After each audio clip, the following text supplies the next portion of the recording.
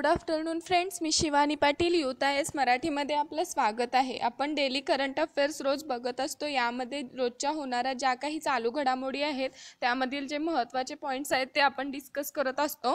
आजची तारीख आहे 9 डिसेंबर 2020। तर बघूयात आजच्या ज्या काही चालू घडामोडींची जे काही महत्त्वाचे पॉईंट्स आहेत ते आपण बघूयात। ओके, आणि लेक्चर सुरू करण्याआधी जर तुम्ही आमच्या चॅनेलला सबस्क्राईब केलं नसेल तर प्लीज सबस्क्राईब करून घ्या। यामुळे काय होईल, जे रोज नवनवीन आम्ही व्हिडिओज अपलोड करत असतो त्याचं नोटिफिकेशन तुमच्यापर्यंत येईल। ओके, तर बघूयात आजचा पहिला पॉइंट काय आहे। पहिला पॉइंट आहे कृषी कायद्यांविरोधात भारत बंद।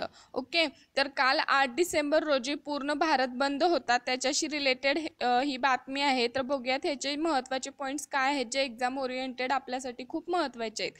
तर 3 नवे कृषी कायदे रद्द करण्याच्या मागणीसाठी गेल्या 12 दिवसांपासून दिल्लीच्या सीमेवर ठाण मांडून बसलेल्या शेतकरी संघटनांनी मंगळवारी भारत बंदची हाक दिली आहे। त्यास विरोधकांनी पाठिंबा दिला आहे। सकाळी 8 पासून दुपारी 3 वाजेपर्यंत देशभरात शांततेच्या मार्गाने हा बंद पाळण्यात येणार असून दुकाने, आस्थापनांवर बंदीची सक्ती करू नये असे आवाहन शेतकरी संघटनाचे नेते बलबीर सिंग राजेवाला यांनी सिंधू सीमेवर पत्रकार परिषदेत केलेले आहे। आणि ते 3 कायदे रद्द करण्याच्या मागणीवर शेतकरी ठाम आहेत आणि कायद्यांमध्ये दुरुस्तीस तयार असल्यास केंद्राचा पुनरुच्चार देखील घेण्यासाठी ते ठाम आहेत। ओके, तर जे 3 नवीन कृषी कायदे आहेत त्यांच्या मागणीसाठी गेल्या 12 दिवसांपासून दिल्लीच्या सीमेवर आणि खूप मोठ्या प्रमाणात शेतकरी ठाण मांडून बसलेले होते। तर त्या संघटनांनी मंगळवारी भारत बंदची हाक दिलेली होती आणि त्यास विरोधकांनी देखील पाठिंबा दिला आणि सकाळी 8 पासून दुपारी 3 वाजेपर्यंत देशभरात शांततेच्या मार्गाने हा बंद पाळण्यात येणार होता।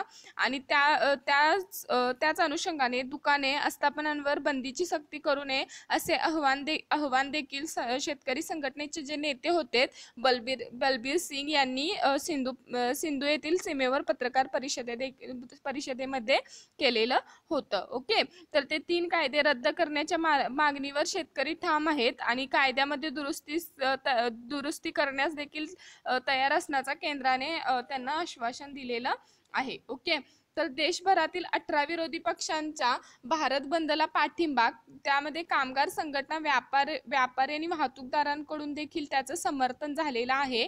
दिल्लीसह काही राज्यांमध्ये जीवनावश्यक वस्तूंचा पुरवठा विस्कळीत होण्याची शक्यता देखील काल उद्भवलेली होती।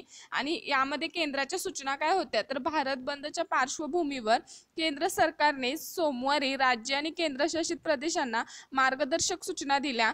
कडक सुरक्षा व्यवस्था ठेवा आणि कोरोना प्रतिबंधक नियमांचे पालन होईल याकडे लक्ष द्या अशा केंद्राकडून सूचना देण्यात आल्या होत्या। आणि असे निर्देश केंद्रीय गृह मंत्रालयाने दिले आहेत। आणि विकासासाठी सुधारणा आवश्यक असतात, नवी व्यवस्था, नव्या सुविधांसाठी त्यांची गरज असते आणि गत शतकातील कायद्यांच्या आधारावर नव्या शतकाची उभारणी करता येत नाही असे देखील यावेळी केंद्राने सूचनांमध्ये सांगितलेलं आहे। ओके, यानंतर बघूयात भारतीय वंशाचे अनिल सोनी हू फाउंडेशनचे पहिले CEO झालेले आहेत। जे आपली वर्ल्ड हेल्थ ऑर्गनायझेशन आहेत त्याचे अनिल सोनी हे CEO झालेले आहेत आणि ते भारतीय वंशाचे पहिले हू फाउंडेशनचे CEO बनलेले आहेत। तर भारतीय वंशाचे आरोग्य क्षेत्रातील तज्ज्ञ अनिल सोनी यांनी जागतिक आरोग्य संघटना फाउंडेशनच्या मुख्य कार्यकारी अधिकारीपदी नियुक्त करण्यात आलेले आहे।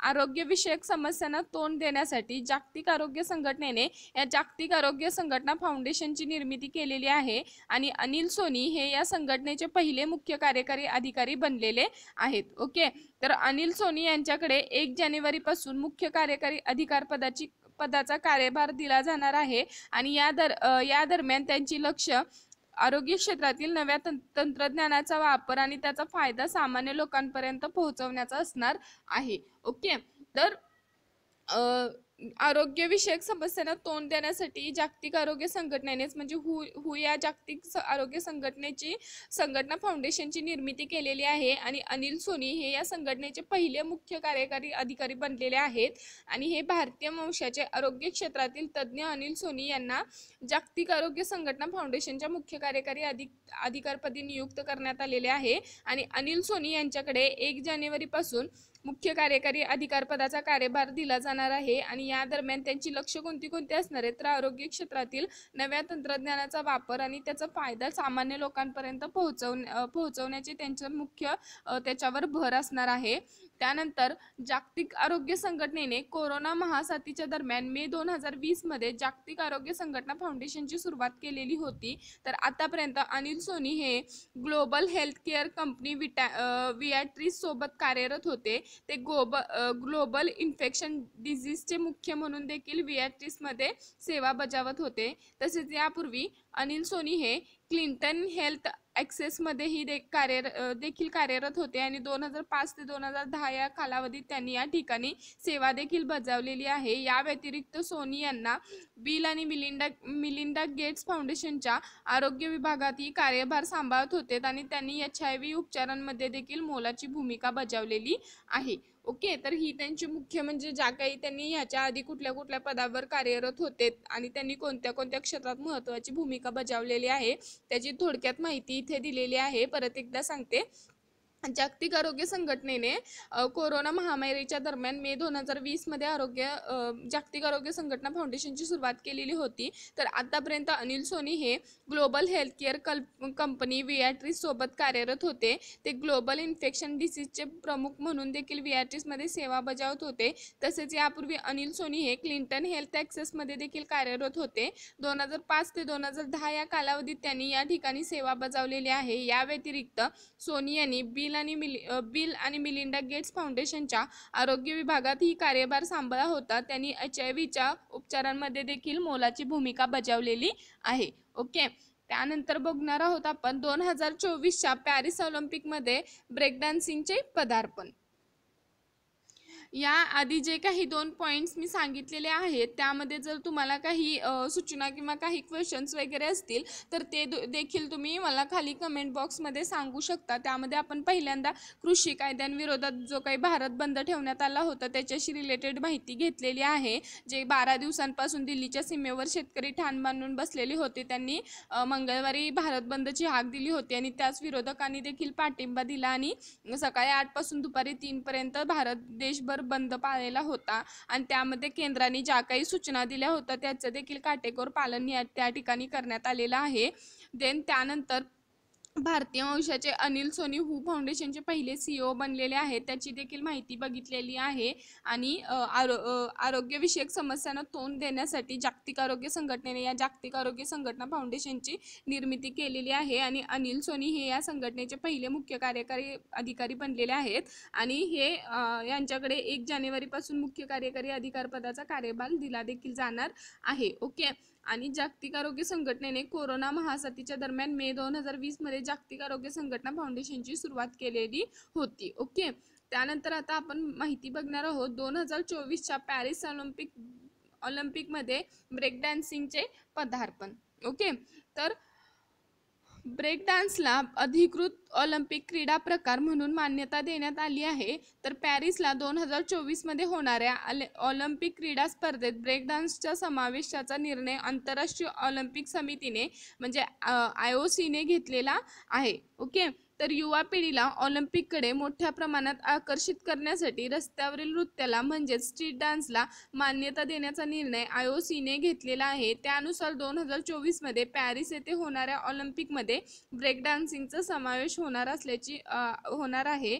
तसेच याआधी टोकियो ऑलिम्पिकमध्ये स्केटबोर्डिंग, क्लाइम्बिंग आणि स्पर्किंग या खेळाचे पदार्पण होणार होते। मात्र कोरोनामुळे यावर्षीची ऑलिम्पिक स्पर्धा पुढील वर्षापर्यंत लांबणीवर टाकण्यात आलेली आहे आणि या परिस्थितीत स्केटबोर्डिंग, क्लाइम्बिंग आणि सर्फिंग या तिन्ही खेळांना पॅरिस ऑलिम्पिकमध्ये स्थान देण्यात आलेलं आहे। ओके, तर 2024 मध्ये ऑलिम्पिक स्पर्धा पॅरिस येथे होणार आहे आणि त्यामध्ये स्केटबोर्डिंग, क्लाइम्बिंग आणि सर्फिंग या तिन्ही खेळांचा समावेश जो याआधी केला गेला होता तो कोरोनामुळे यावर्षीचं जे ऑलिम्पिक झाली नाही तर 2024च्या ऑलिम्पिकमध्ये यांना स्थान दिलेलं आहे। आणि त्याचबरोबर ब्रेक डान्स या स्ट्रीट डान्स प्रकाराला देखील अधिकृत मान्यता IOCने दिलेली आहे आणि त्यानुसार 2024 मध्ये पॅरिस येथे होणाऱ्या ऑलिम्पिकमध्ये ब्रेक ब्रेक डान्सिंगचा देखील समावेश होणार आहे आणि ब्रेक डान्सिंगला अधिकृत ऑलिम्पिक क्रीडा प्रकार म्हणून मान्यता देण्यात आली आहे आणि पॅरिसला 2024 मध्ये होणाऱ्या ऑलिम्पिक क्रीडा स्पर्धेत ब्रेक डान्सचा समावेशाचा निर्णय आंतरराष्ट्रीय ऑलिम्पिक समितीने घेतलेला आहे। तर युवा पिढीला ऑलिम्पिककडे मोठ्या प्रमाणात आकर्षित करण्यासाठी रस्त्यावरील नृत्याला म्हणजे स्ट्रीट डान्सला मान्यता देण्याचा निर्णय IOCने घेतलेला आहे आणि त्यानुसार 2024 मध्ये पॅरिस येथे होणाऱ्या ऑलिम्पिकमध्ये ब्रेक डान्सचा समावेश असेल। तसेच याआधी टोक्यो ऑलिम्पिकमध्ये स्केटबोर्डिंग, क्लाइम्बिंग आणि सर्पिंग या खेळाचे पदार्पण देखील होणार होते, मात्र कोरोनामुळे यावर्षी ऑलिम्पिक स्पर्धा पुढील वर्षापर्यंत लांबणीवर टाकण्यात आली आहे। या स्थितीत स्केटबोर्डिंग, क्लाइम्बिंग आणि सर्पिंग या तिन्ही खेळांना पॅरिस ऑलिम्पिकमध्ये स्थान देण्यात आलेले आहे। ओके, तर ह्या आजच्या ज्या काही महत्त्वाचे पॉईंट्स होते ते इथे मी तुम्हाला सांगण्याचा प्रयत्न केला आहे। जर तुम्हाला आणखीन काही सजेशन, सूचना किंवा आणखीन एखाद्या सब्जेक्टवर लेक्चर हवं असेल तर मग खाली कमेंट बॉक्समध्ये नक्की सांगा, ते आम्ही पूर्ण करण्याचा नक्की प्रयत्न करू। या लेक्चरची PDF तुम्हाला हवी असेल तर युथ IAS ऑफिशियल मराठी या टेलिग्राम चॅनेलवरून तुम्ही डाउनलोड करू शकता। तसेच आमचा आन्सर रायटिंग प्रोग्राम देखील स्टार्ट झालेला आहे, त्यामध्ये तुम्ही UPSC मेन्ससाठी जे काही आन्सर रायटिंग हा खूप महत्त्वाचा पॉईंट आहे त्याच्याशी रिलेटेड प्रॅक्टिस करायची असते, तर त्यासाठी आमचा आन्सर रायटिंग प्रोग्राम देखील आम्ही स्टार्ट केलेला आहे। त्याची जास्त तुम्हाला माहिती हवी असेल तर ती देखील आमच्या टेलिग्राम चॅनेलवर तुम्हाला मिळून जाईल। ओके, आणि लेक्चर शेवटपर्यंत बघितल्याबद्दल थँक्यू आणि लेक्चर आवडल्यास लाईक, शेअर आणि सबस्क्राईब करायला विसरू नका। Thanks for watching.